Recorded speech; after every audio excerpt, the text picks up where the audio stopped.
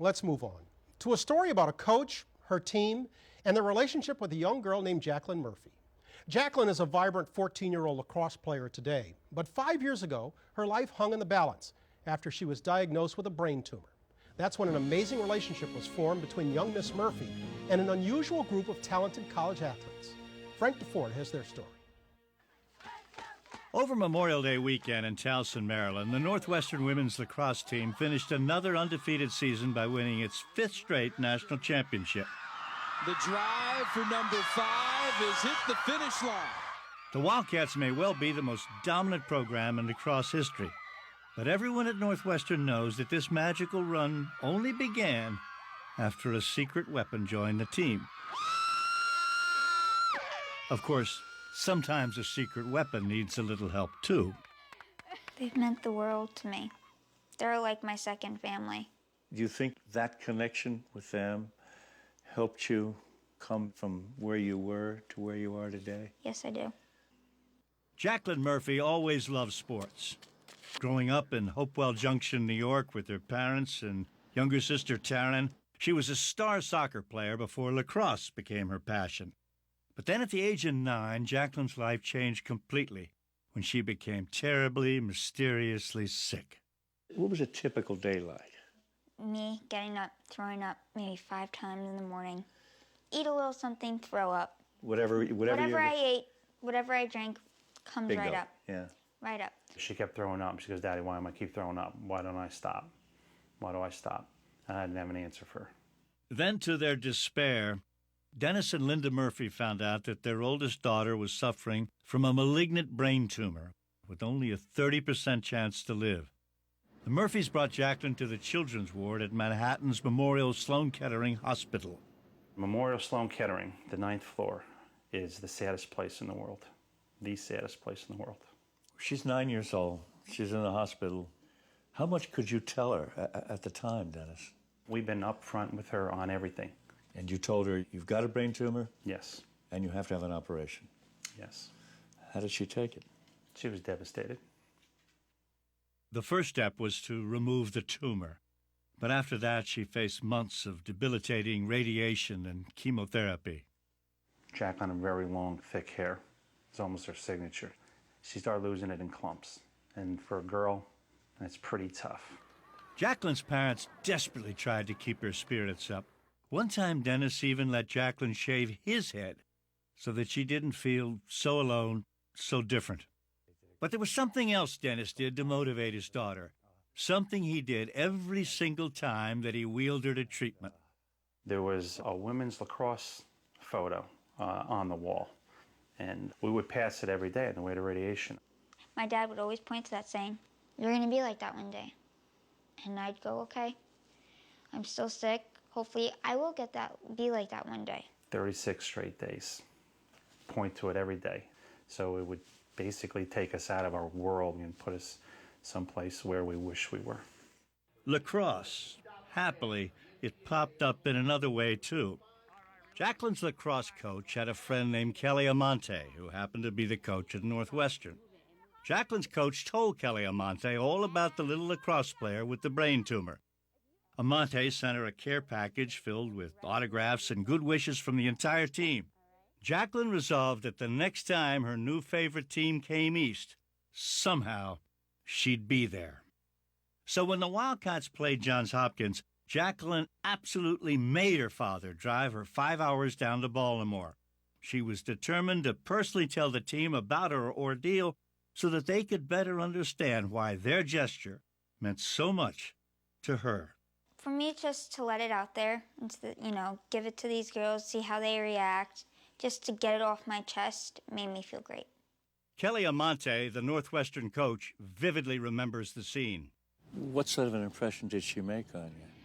It was incredible because she was such a young girl, and yet we were just all struck by her strength, her maturity, and she was just a little angel. After you told them your story, then they had a game to play, right? Yes. What happened then? They kicked butt. Right on in, they score! And Northwestern kept on winning. Meanwhile, Jaclyn's relationship with the players and Coach Amante only grew stronger. How was she the rest of the season? Did they stay in touch with her? Stay in touch. There goes I had to get unlimited text messaging. That's what I had to do. When they weren't texting her, they'd videotape messages to her. Hi, Jaclyn. We just wanted to make you a little video. You're the best, toughest kid around. And we miss you here. We'll see you soon. Go, Jaclyn! And when their games were televised, they made sure that she knew they were playing for her. What did this whole experience mean to her emotionally? Well, I saw what it was doing to her in the hospital. And I even had a couple of the players that I could call at any time, and I call it at 911. And I could call them up and say, hey, Jaclyn's having a hard day. Can you put in a phone call? Bingo. Instantly. And it would lift her? No more pain. No more pain. When children are diagnosed with brain tumors, they lose their friends. People go on with their life. Nobody wants to sit around with an ailing child on a couch. But these girls were there for her day in and day out. It sounds like they treated you from the very beginning like one of them. I was their little sister. Yeah. Tillman, bang!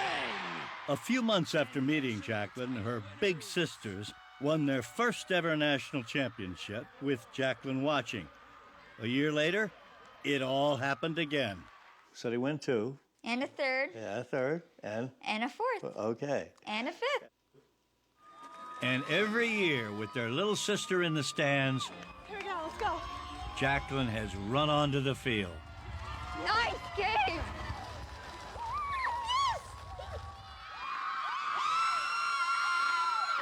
Oh, you are so good luck. Jaclyn says she never imagined any of this back when she and her dad first came across that picture in the hospital. Well, as time went by, as she and her father would pass it while in the hospital for checkups, Jaclyn started to look at that picture more closely. There was something about the player in it. Suddenly, she realized who it was. Of all the lacrosse players in the world, the photo was of Kelly Amante, the Northwestern coach, back when she was an All-American player at Maryland. I'm like, that's Kelly. Dad, that's Kelly. He's like, okay, Jaclyn, you're delusional. No, Dad, that's Kelly. Oh my God, you're right, Jaclyn.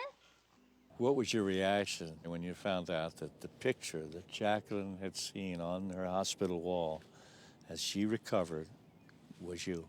I just knew that the whole story was destiny. The fact that that was actually me and that had inspired her, I mean, there's a reason why that happened in my mind, and we see her as just another member of our team. And then, incredibly, it was Jaclyn herself who took her own story to a higher, broader level. In the hospital one day, a girl in the next bed was intrigued by all of the text messages that Jaclyn kept receiving.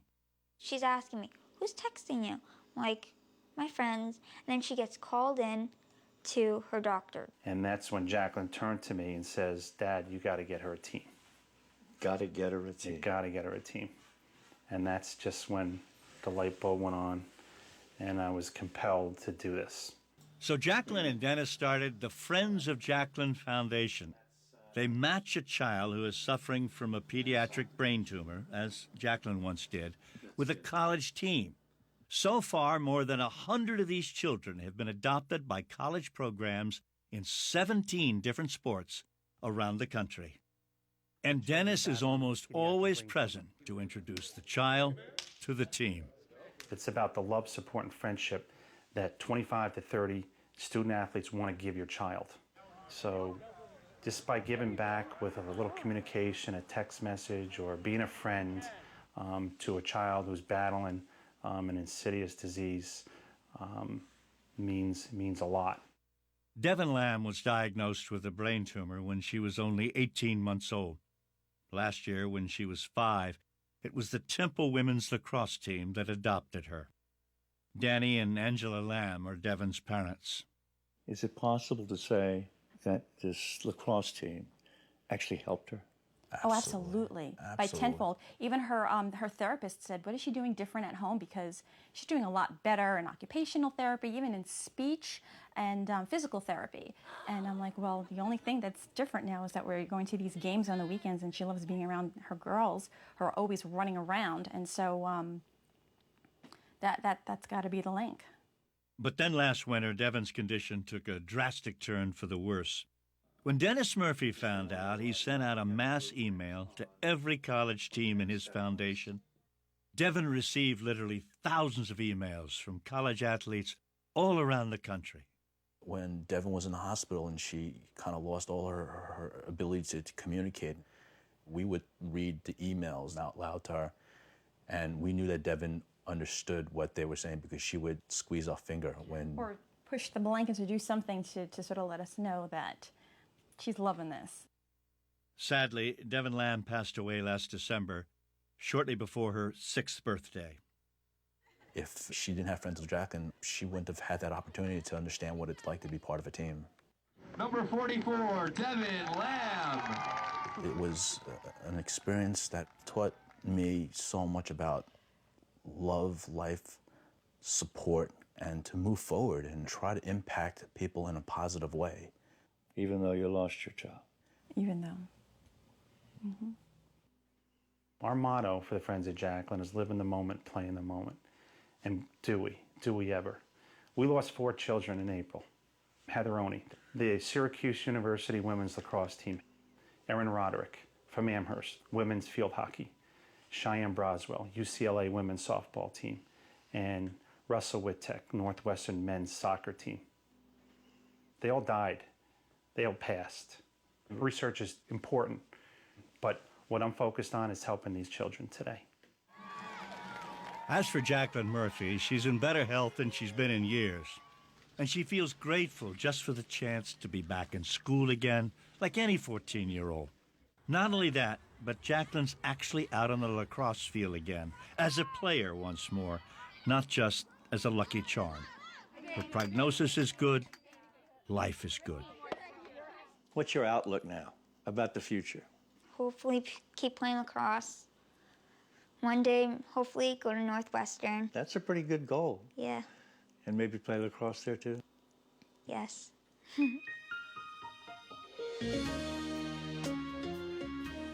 Frank, you said that Jaclyn's in better health than she's been in years. Her long-term prognosis is what? Good, but there's always the possibility of a return. She's not out of the woods. Yeah. She acts and speaks older than her years. Did her disease hasten her maturity? I think what happens like this, and remember I had a sick child. Right. And I think kids like that, first of all, they get the wisdom of simply being sick and having to deal with things that other children don't. Secondly, they're around more adults, all the doctors and nurses and something like that. So I don't think there's any question that someone like Jaclyn has wisdom beyond their ages. Yeah, she's very poised. Friends of Jaclyn is a fabulous idea. Yeah. Teams that are looking in and want to get involved, what should they do? Well, they should approach Friends of Jaclyn, but the problem right now is they got more teams than they have kids. I mean, they got a glut of teams. They're saying, this is great, give me a kid. But anybody could approach Friends of Jaclyn, go, on the internet, find it, volunteer. But everybody loves the program, and it's just nice. It shows athletes can be sweet like other people. More teams than sick kids. May it always be so. Yeah, that's right. Frank, thanks very much.